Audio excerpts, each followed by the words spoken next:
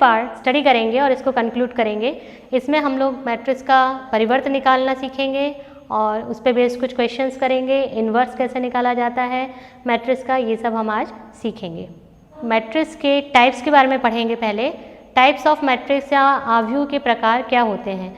तो आव्यूह के प्रकार में सबसे पहले आप ये देखिए, आपको ये पिक्चर के माध्यम से भी यहाँ पे दिखाया जा रहा है रो मैट्रिक्स, जिसको हम बोलते हैं पंक्ति आव्यूह। पंक्ति आव्यूह का मतलब अगर इसमें एक ही पंक्ति है तो हमारे पास ये पंक्ति आव्यूह कहलाता है। जिस तरह से आपको यहाँ दिखाया जा रहा है, देखिए कॉलम मैट्रिक्स जो है इसमें सिर्फ एक ही कॉलम रहता है तो इसको हम कॉलम मैट्रिक्स कहते हैं।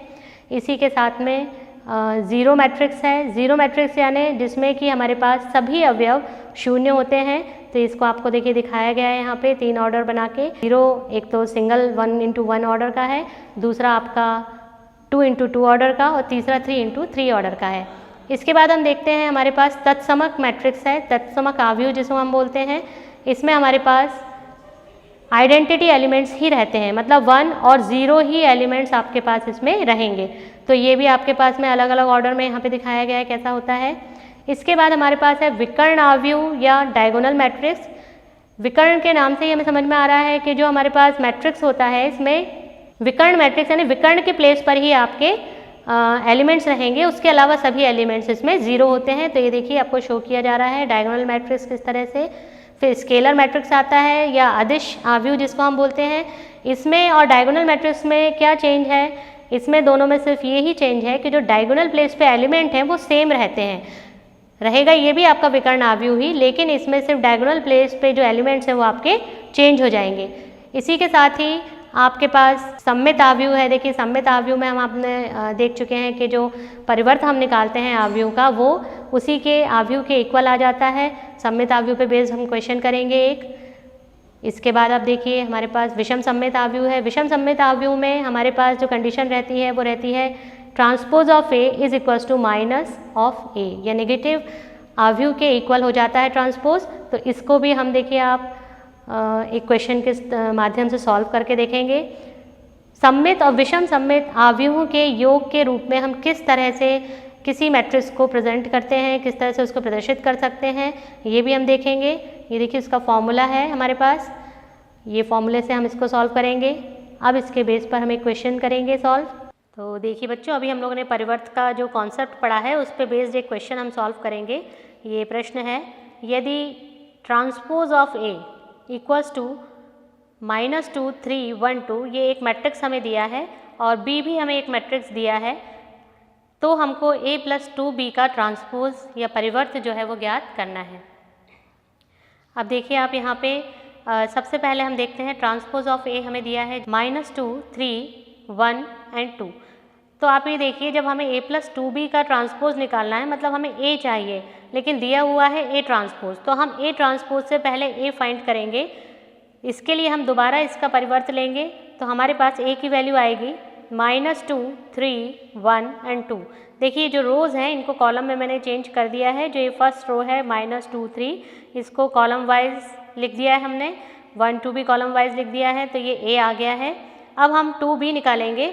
2b के लिए आप देखिए b जो आपको मैट्रिक्स दिया है इसमें आपको 2 से इंटू करना पड़ेगा। तो देखिए -2 0 2 और 4 हमारे पास 2b की वैल्यू आ गई है। अब हम a + 2b निकालेंगे, दोनों मैट्रिक्स को ऐड करेंगे।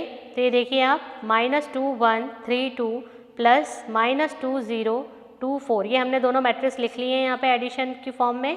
अब इनको हम ऐड करेंगे तो देखिए -2 हो गया -4, 1 + 0 इज़ 1, 3 + 2 इज़ 5 और 4 + 2 इज़ 6। तो ये हमारे पास a + 2b की वैल्यू आ गई है। अब हम इसका ट्रांसपोज निकालेंगे, तो जो रोज़ हैं हमारी उनको हम कॉलम में कन्वर्ट करेंगे। तो देखिए पहली रो हमारे पास -4 1 है जिसको हमने फर्स्ट कॉलम बना दिया है, और जो दूसरी रो है फर्स्ट 5 और 6 इसको हमने सेकंड कॉलम बना दिया है। तो ये हमारे पास a + 2b का ट्रांसपोज यहाँ पे आ गया है -4 5 1 और 6, और ये आपका आंसर है। देखिए अगला प्रश्न है हमारा, आव्यूह b को सममित तथा विषम आव्यूह के योगफल के रूप में व्यक्त कीजिए। सममित और विषम सममित हम लोगों ने पढ़ा था। सममित आव्यूह मतलब जब कोई मैट्रिक्स आपके पास रहता है उसका परिवर्त उसी मैट्रिक्स के इक्वल होता है तो वो सममित आव्यूह कहलाता है। और विषम सममित यानी जब परिवर्त किसी मैट्रिक्स का उसके नेगेटिव मैट्रिक्स के इक्वल रहता है तो वो हमारे पास विषम सममित कहलाता है। ये अभी हम लोगों ने देखा था सब। अब आप देखिए कैसे इसको सॉल्व करते हैं। सबसे पहले हम इसके लिए P इक्वल्स टू P हमने ले लिया half of B plus B dash. देखिए जब विषम सममित और सममित के रूप में हमें लिखना पड़ता है योग के रूप में, तो ये जो पार्ट रहता है ये हमारा सममित वाला पार्ट रहता है। ये हम लोगों ने देखा था अभी। जब भी हम कभी किसी मैट्रिक्स को सममित और विषम सममित के रूप में योग के रूप में लिखते हैं तो half of B plus B dash ये वाला जो पार्ट है हमारा, ये हमारा सममित पार्ट कहलाता है, और जो नेगेटिव वाला पार्ट रहता है B माइनस B डैश वाला वो हमारा विषम सममित पार्ट कहलाता है। ये भी हम लोगों ने फॉर्मूले में देखा था। अब आप देखिए इसको हम सॉल्व करेंगे। इसके लिए हमें B डैश यानी B का परिवर्त चाहिए, तो ये हमारे पास आ जाएगा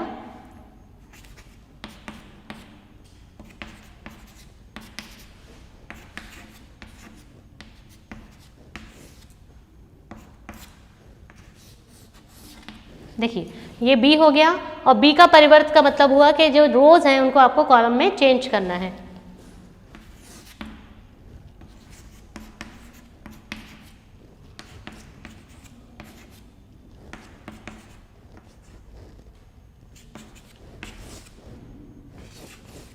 ये देखिए ये रोज को मैंने कॉलम में चेंज कर लिया है। अब हम इनको सिंप्लीफाई करेंगे। देखिए इसको कैलकुलेट हम करेंगे तो हमारे पास आ जाएगा 4 minus 3 minus 3 minus 3 3 plus 3 6 4 minus 2 2 फिर 1 minus 4 minus 3 minus 2 plus 4 2 minus 3 plus 3 minus 3 minus 3 minus 6 आ गया। ये 2 जो है आपका, इसको हम डिवाइड कर देंगे 2 से कंप्लीट मैट्रिक्स को, तो ये हमारे पास आ जाएगा, इतना हमारे पास आंसर आ जाएगा। अब देखिए अगर ये मैट्रिक्स सममित है तो हमारे पास जो ये P है ये इसके परिवर्त के इक्वल होना चाहिए।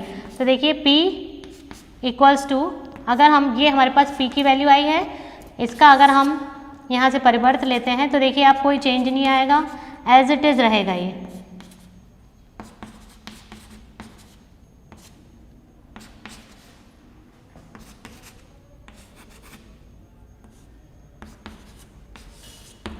तो ये देखिए ये हमारे पास एज इट इज़ आ गया, जो P था वही P डैश है, इसका मतलब कि ये आपका सममित मैट्रिक्स है।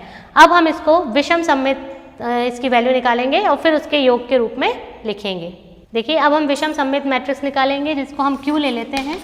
Q मतलब half of B minus B dash. इसका परिवर्त निकालेंगे और फिर लिखेंगे। ये आ जाएगा, पहले B लिख लेते हैं 2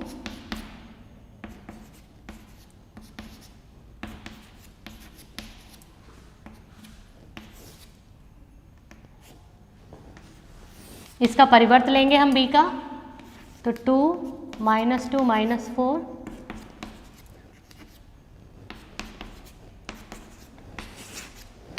इसको सब्ट्रैक्ट करना पड़ेगा, तो हम देखते हैं कितनी आती वैल्यू इसकी। ये देखिए 2 माइनस 2 0,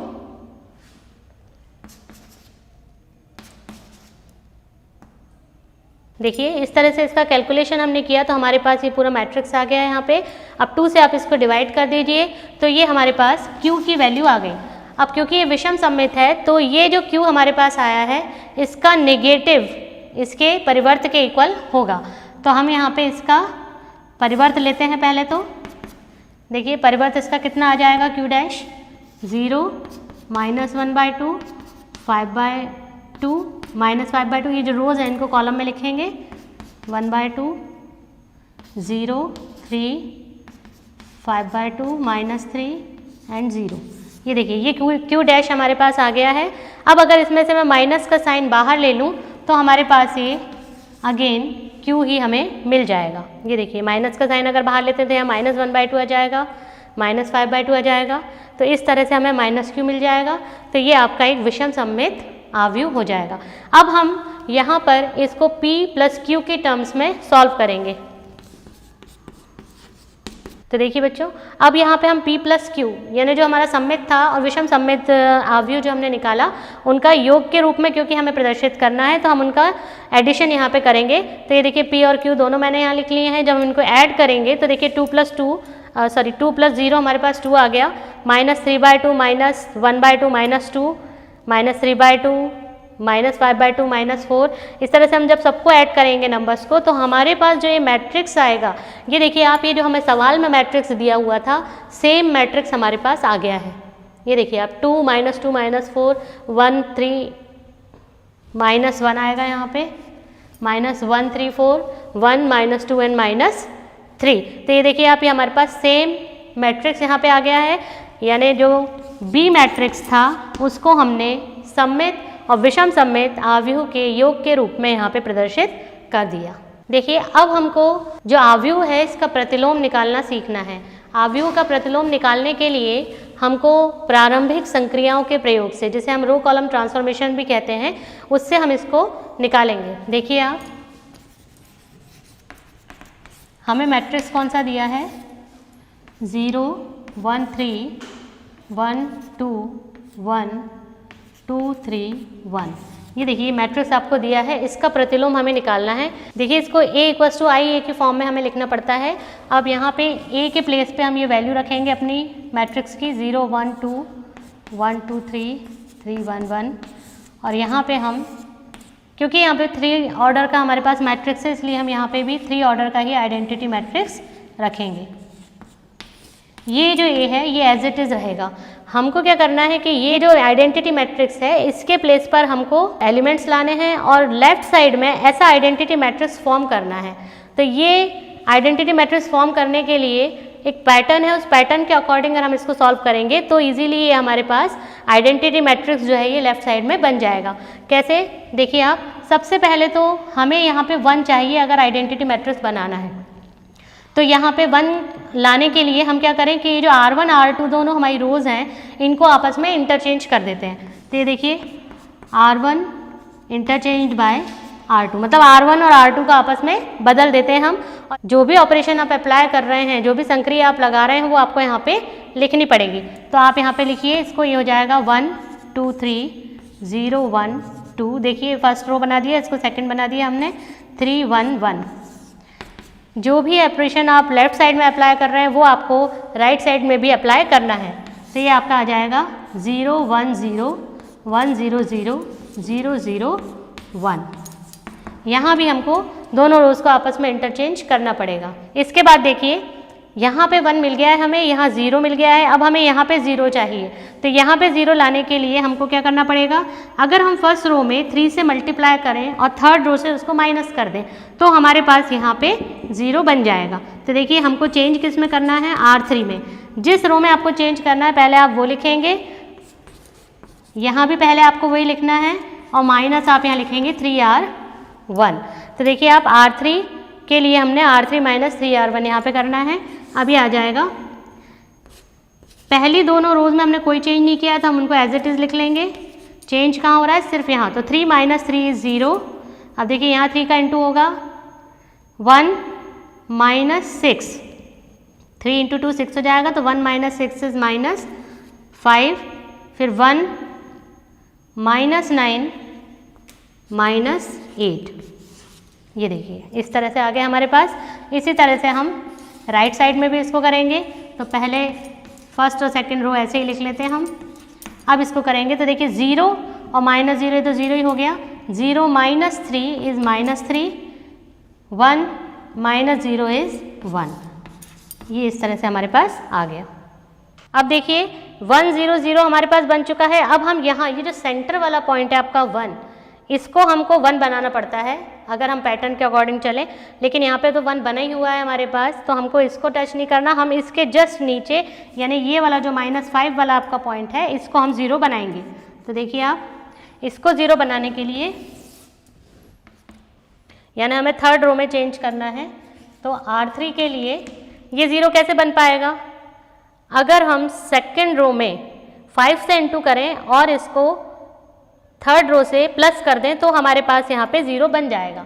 तो देखिए R3 + 5R2, R3 + 5R2। तो ये देखिए हमारे पास आ जाएगा। पहले फर्स्ट 2 रोज हम ऐसे ही लिख लेंगे 1 2 3 0 1 2। अब यहाँ करेंगे तो देखिए 0 - 0 तो 0 ही हो गया।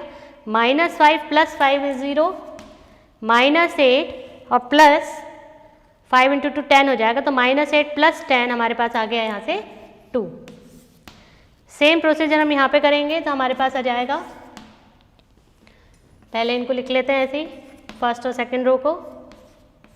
अब थर्ड रो को करेंगे तो देखिए 0 प्लस 5 -3, और ये तो 0 ही हो गया आपका, तो -3 आ जाएगा, यहाँ पे भी 1 आ जाएगा, और ये यहाँ पे a एज इट इज़ चल रहा है। अब देखिए यहाँ पे भी हमने 0 बना लिया है। अब हमको ये जो पॉइंट है हमारा 2, यहाँ पे मूव करना है। इस पॉइंट को हमें क्या बनाना है, इस पॉइंट को हमें 1 बनाना है। तो हम क्या करते हैं कि जो थर्ड रो है हमारी, इसको हम 2 से डिवाइड ही कर देते हैं। तो ये देखिए आपके पास में थर्ड रो के लिए हम क्या करेंगे, R3 डिवाइडेड बाय 2।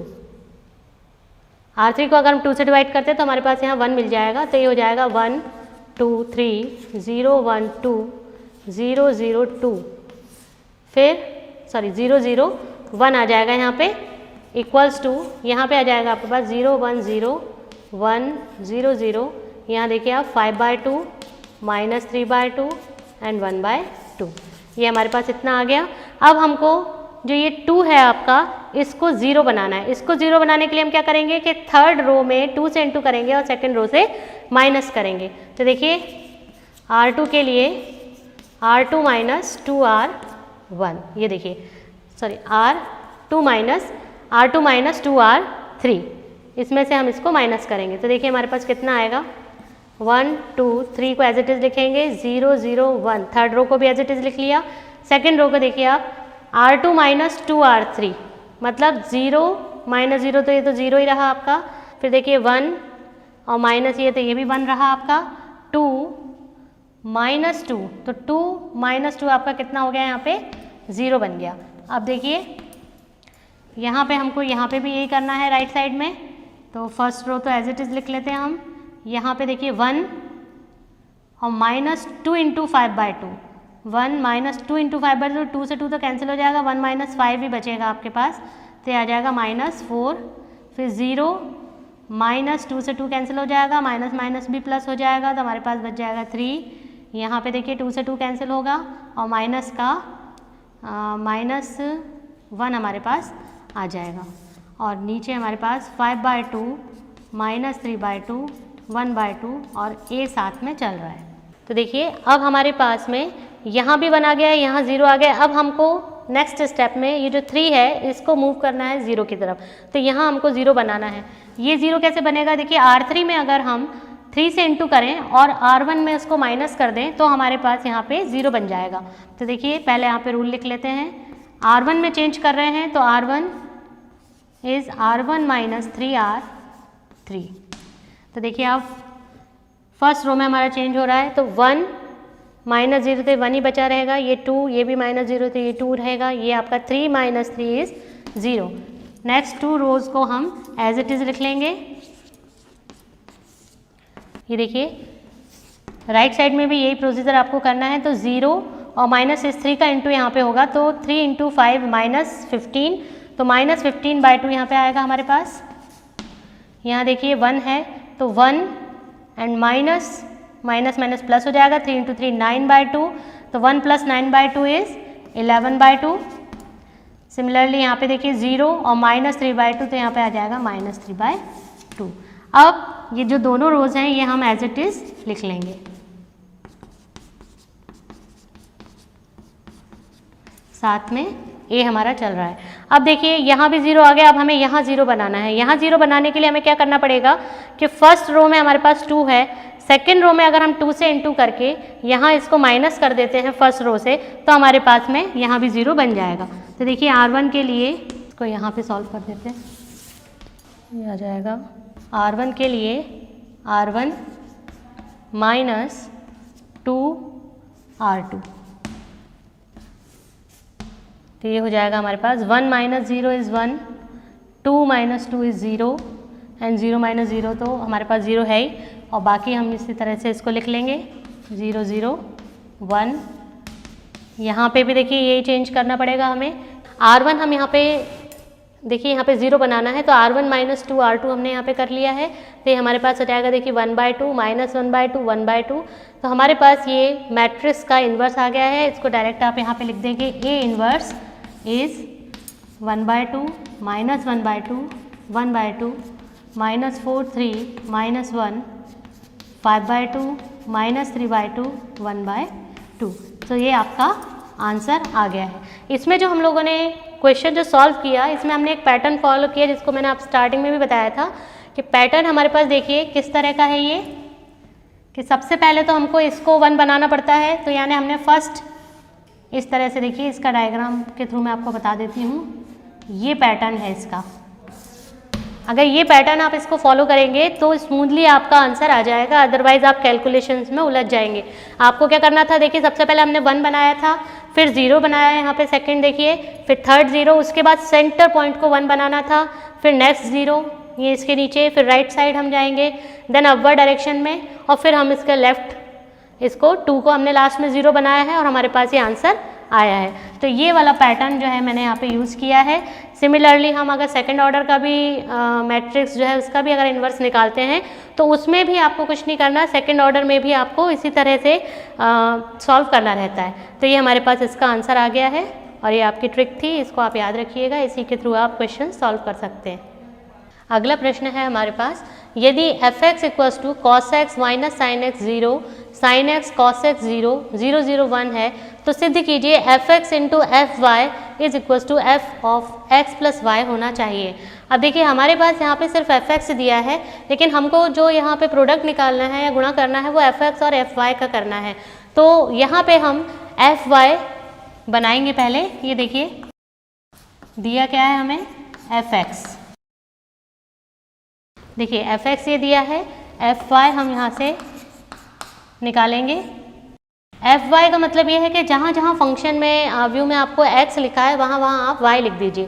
तो ये हो जाएगा cos y sin y 0, जहाँ जहाँ x था वहाँ वहाँ हमने y लिख दिया और ये f(x) और fy हमें मिल गया है। अब ये हम जो हमें सिद्ध करना है इसका LHS पार्ट हम यहाँ पे ले लेंगे।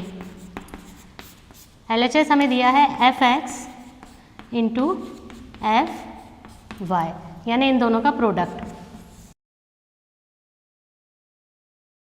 ये देखिए दोनों का प्रोडक्ट हमको यहाँ पे निकालना है। अब इनका गुणनफल करना हमने सीखा है, किस तरह से करेंगे कि इसमें हमारे पास 3 रोज़ और 3 ही और कॉलम है, यहाँ पे भी हमारे पास 3 रोज़ और 3 कॉलम है, तो दोनों का प्रोडक्ट जो है या गुणनफल जो है वो पॉसिबल है। अब हम इसका गुणनफल करेंगे, देखिए आप इसका इंटू करेंगे हम, यहाँ पे हमारे पास आएगा